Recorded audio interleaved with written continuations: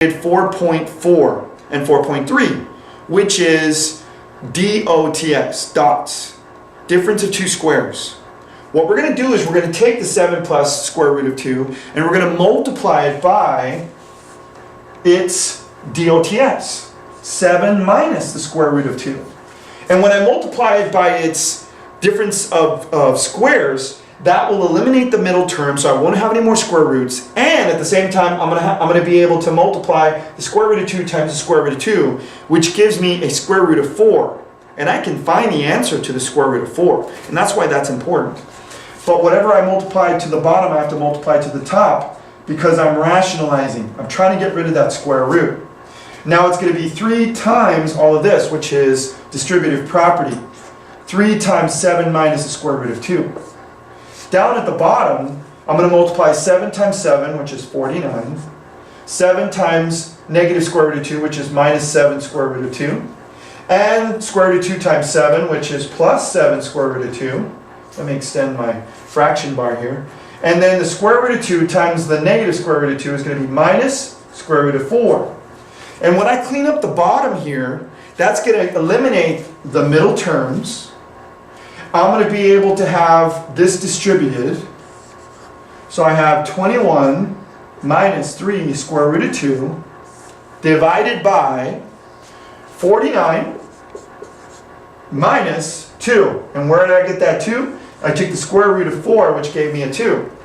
So now I have equals to 21 minus 3 square root of 2 all over. 49 minus 2 is 47. And there's my answer.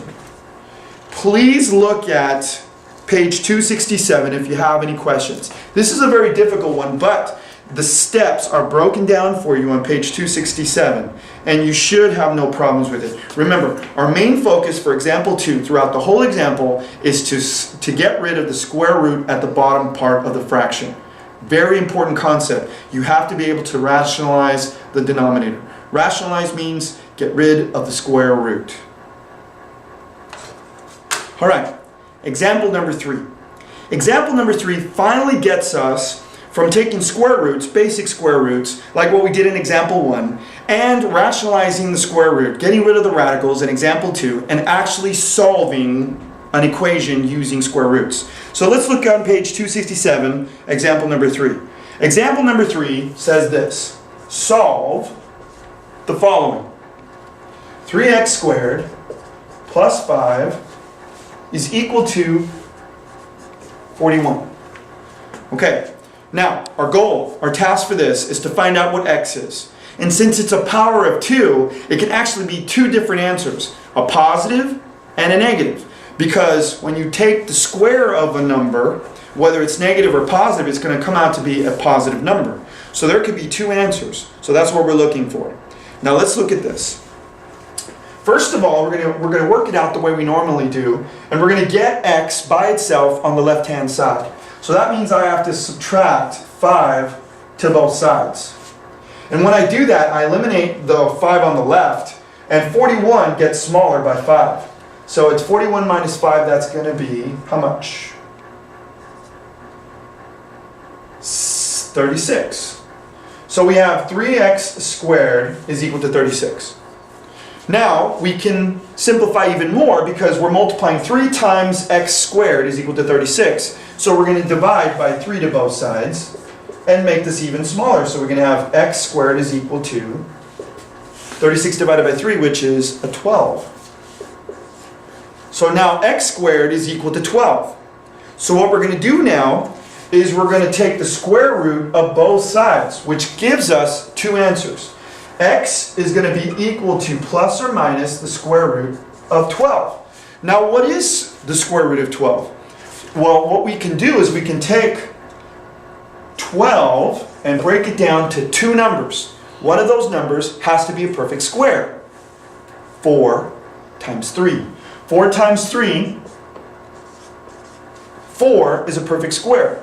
And 4 times 3 gives us the 12 that we need. So we're going to simplify that 4, which comes out to be a 2. So x is equal to plus or minus 2 square root of 3.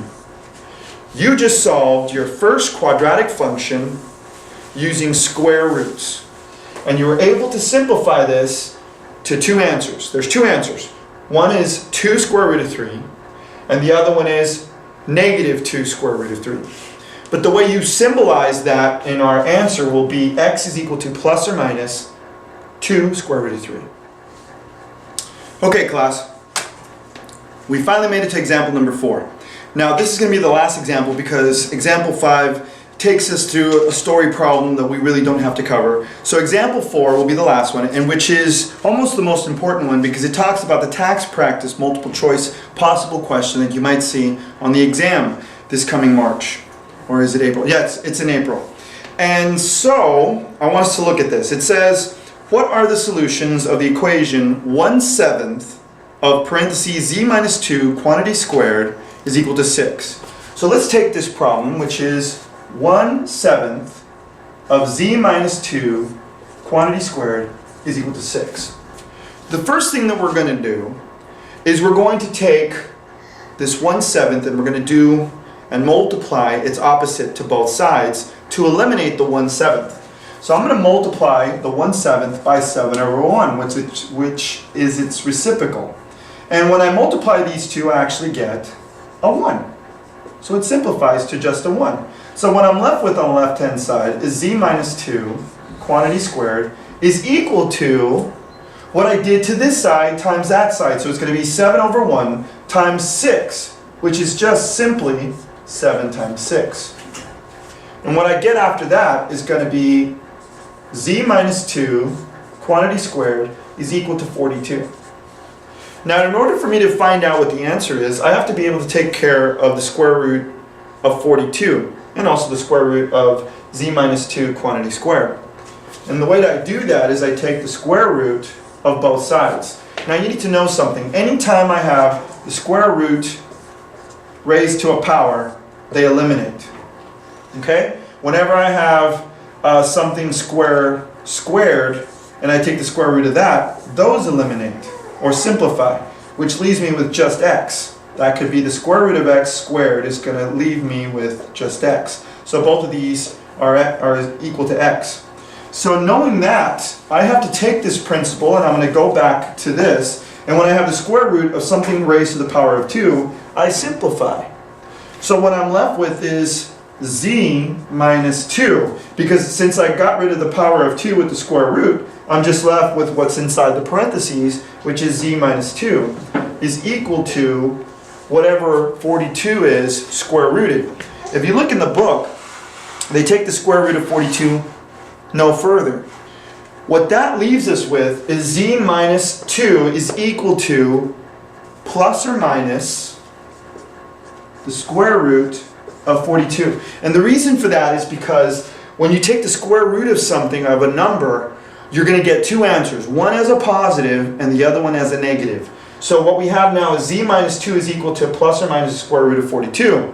But we don't know what z is yet until we add 2 to both sides. And that's going to leave us with two answers. Z is equal to 2 plus or minus the square root of 42.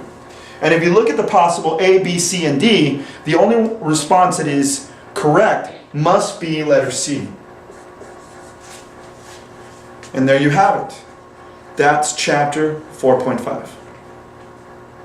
So that concludes our lesson for chapter 4.5, which is solving equations using square roots. Now, if there's any portion of the video that wasn't really quite clear, you can of course always rewind and get to that point to be able to check it out and review what you took down as notes. Remember that all of our examples comes from the McDougall-Littell Algebra 2 book, so I hope to see you next time on the Hawks A+ Network.